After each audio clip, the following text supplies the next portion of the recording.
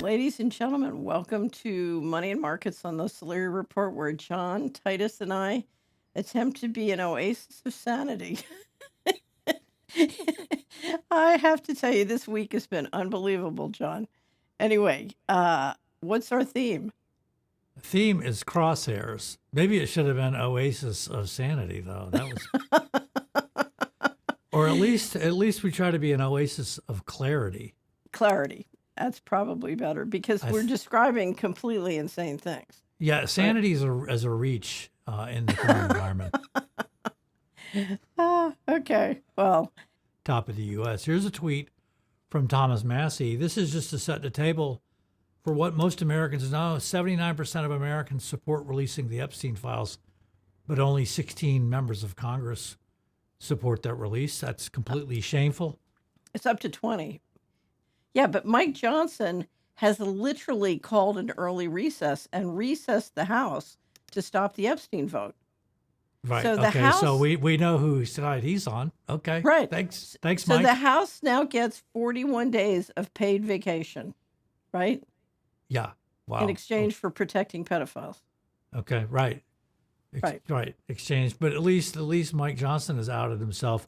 Let's talk about why 80% of Americans.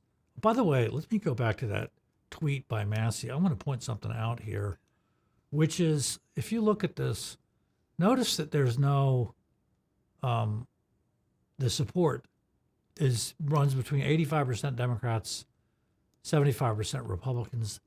No matter how you cut it, no matter which party you're in, the vast majority of Americans want those files released. Right. And that is what has politicians running scared.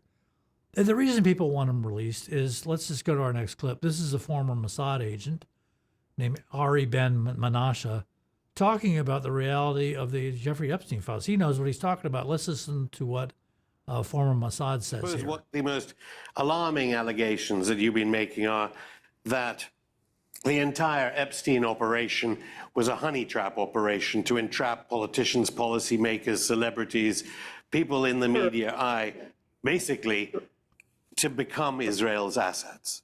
Correct. That it became basically an intelligence operation to entrap different politicians around the world. Okay, so Epstein is an intelligence operation to entrap politicians. Now you see politicians blocking the release of the Epstein information. This is not a mystery worthy of Sherlock Holmes. This is pretty direct, pretty straightforward.